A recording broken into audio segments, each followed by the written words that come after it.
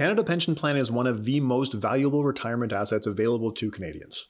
By my calculations, a 26-year-old today who maxes out their CPP contributions until age 65 will receive around $3,800 per month for life, adjusted for inflation, starting at age 70. That amount is guaranteed for life and increases with the Consumer Price Index once the benefit starts. But is it really guaranteed?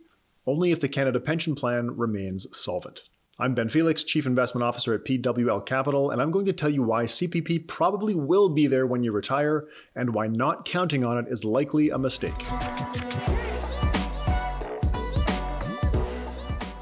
As of 2025, the maximum annual combined employer and employee Canada Pension Plan contribution will be approximately $8,860. That is a lot of money, but the expected benefits seem worth it. The CPP benefit is an inflation-indexed annuity. That is the only truly risk-free asset for a long-term investor, and it is extremely valuable to retirees. Inflation-indexed annuities are not available for sale privately in Canada, and most employers have stopped offering defined benefit pension plans to their employees. Unlike Social Security in the US, CPP is partially funded, meaning that it is able to sustain paying a portion of the future benefits out of the assets held by the plan, as opposed to fully relying on new contributions to fund benefits. Despite CPP being a well-run and well-funded pension plan, a lot of people are skeptical that it will be there for them when they retire. This view has real financial planning implications. Someone who does not count on CPP would need to save substantially more than someone who does. And people who think CPP will collapse any day now are more likely to take their pension benefit early, which has real quantifiable expected costs. I'm going to argue that thinking this way is a big mistake. When CPP was introduced in 1966, it was, like Social Security in the US, a pay-as-you-go plan.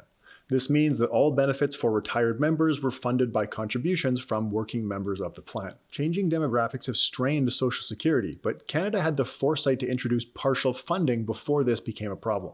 Back in 1996, it became clear that an aging population, increasing longevity, and the retirement of the baby boomer generation would make the plan unsustainable in the future. A major CPP reform in 1997 increased contribution rates and introduced the Canada Pension Plan Investment Board, CPPIB. I suspect that some of the CPP skeptics out there still remember that this problem was identified back in 1996, but didn't get the memo that a solution was enacted. CPPIB has the mandate of investing excess contributions of the plan in the financial markets to help fund future benefit payments. Rather than a pay-as-you-go program, CPP became a partially funded program intended to be sustainable far into the future. The sustainability of the plan is determined by Canada's chief actuary, who provides independent valuation and advisory services to the federal government.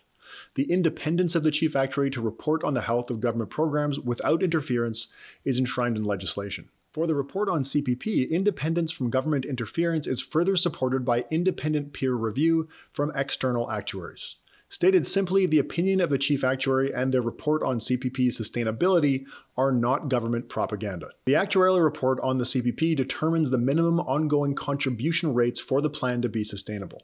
These minimum contribution rates are compared to the legislated contribution rates, the rates that determine how much Canadians are currently required to contribute. If the minimum contribution rates are below the legislated rates, the plan is deemed sustainable. On the other hand, if the legislated rate is deemed insufficient, the Minister of Finance may decide to change the contribution rate, change CPP benefits, do both, or do nothing. In any case, 2/3 of the provinces covering 2/3 of the population must agree on any changes to the plan. If an agreement is not reached to resolve an insufficient contribution rate, the CPP legislation has a self-sustaining mechanism. For base CPP, this means an increase in the contribution rate and freezing of the indexation of benefits. While the possibility for detrimental changes like this exists, recent changes have been beneficial. We have seen post-retirement disability benefits for early retirees added, the removal of some reductions in survivor benefits for younger survivors, and the introduction of post-retirement benefits. An important point to reiterate here is that CPP is not fully funded and is not designed to be fully funded. It is designed to be sustainable through a combination of ongoing contributions from working Canadians and investment income from the CPP investments portfolio. CPP holds the 7th largest pension fund in the world, currently sitting at 646.8 billion Canadian dollars as of June 2024. I'll have more to say about how the funds are managed later in the video, so stick around for that. Currently, about 70% of base CPP's revenues come from contributions and 30% from investment income. The contribution from investment income is projected to increase to 40% by 2050. Right now, contributions coming into CPP fully cover ongoing benefits, while all investment income is reinvested into the portfolio. It's projected that by 2030, about 9% of benefits will be funded by investment income, increasing to 16% by 2050. This is exactly what was planned for with the CPP reforms in 1997. It is working as intended. Demographics are changing, reducing contributions going into the plan relative to the benefits it needs to pay, but there's a pool of assets there to fund the shortfall. The 31st actuarial report on the CPP finds that the minimum contribution rates are well below the legislated rates, suggesting that the plan is sustainable for the next 75 years at least. For example, the minimum contribution rate for base CPP is 9.54%, which is lower than the 9.9% legislated rate. Of course, these are long-term projections with a ton of uncertainty surrounding each assumption. To address this, the actuarial report runs through multiple adverse scenarios to test the sustainability of the plan. They look at a range of outcomes for things like investment returns, economic growth, fertility, mortality and migration, inflation, income distributions, and climate change. While some adverse scenarios suggest that there would be a required increase in the minimum contribution rate, most do not. Most impactful are low investment returns, low economic growth, and some of the worst climate scenarios. But overall, the plan is resilient to changes in the assumptions. On the topic of investment returns, I do want to come back to how CPP Investments manages the fund's assets. Early on, they employed a simple index investing strategy for public stocks and bonds. But in 2006, they made an explicit shift toward active management to provide access to a broader set of investment strategies. Their words, not mine. Today, their total costs to manage the portfolio come out to about 1% of the portfolio's value. 1% to manage $646 billion is wild. If you don't already know my stance on this, I think that most investors, including wealthy families and pension funds, should probably keep it simple and invest in low-cost index funds for the majority of their portfolios. In the case of CPP, an index portfolio would cost very little to manage and implement, but instead we're paying 1% for active management. I'm not crazy to think that a fund the size of CPP's could just index. Norway's sovereign wealth fund, which is even larger than CPP's fund, does mostly look like an index investor, and unsurprisingly has much lower costs than CPP.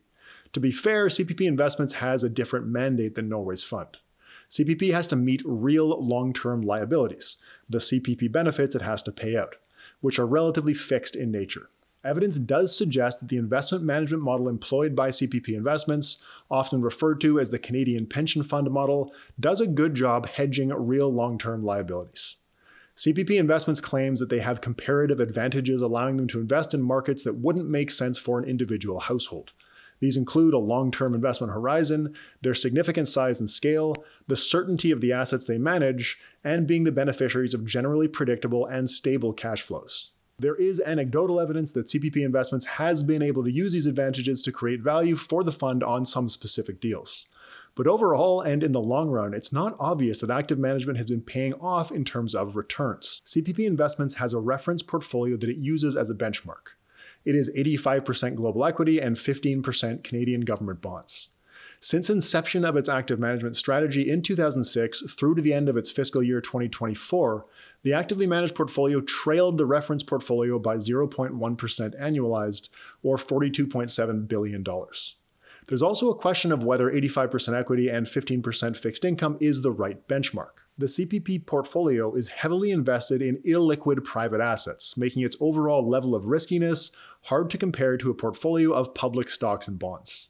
If they are taking more risk than the reference portfolio and underperforming it, that is not great. I'm not crazy about the complex and elaborate investment model that CPP Investments is currently running. I think they would be doing just fine if they had stuck with indexing back in 2006. I mean, I don't just think that, I know it, because they have trailed the reference portfolio since then. But it's also important to recognize that CPP Investments should be benchmarked on its ability to hedge its real long-term liabilities, which it does seem to be succeeding at, not on its ability to beat a passive benchmark. Despite my concerns and my preference for a more passive approach, CPP Investments could be doing worse. They are managing a portfolio diversified across asset classes all over the world, and their investment model is well suited to the purpose of hedging its real long-term liabilities. If stocks have lower returns in the future, their exposure to other risk premiums should help the fund. Time will tell, But at least so far, they've been able to nearly match the reference portfolio while hedging their real liabilities, which is pretty impressive considering their high costs. Canada Pension Plan is a well-managed and well-funded public pension plan. It is designed to withstand the demographic shifts that we are currently living through, and it's resilient to multiple adverse scenarios that could affect the fund's sustainability. While it does employ a relatively expensive active management strategy that I don't fully agree with, it has nearly matched its benchmark since 2006, and research suggests that its investment management model is well suited to its purpose. In the words of Canada's chief actuary, CPP is in excellent financial health. It's also an excellent governance health. If you do your retirement planning, please count a CPP as one of the major retirement income sources for your retirement. If you want to hear more from Canada's chief actuary, Assia Billig, she was a guest on episode 318 of the Rational Reminder podcast. If you don't know what that is, it's my podcast. We release an episode every week. You should check it out. Thanks for watching. I'm Ben Felix, Chief Investment Officer at PWL Capital. If you enjoyed this video, do me a favor. Send it to someone who thinks CPP won't be there for them when they retire.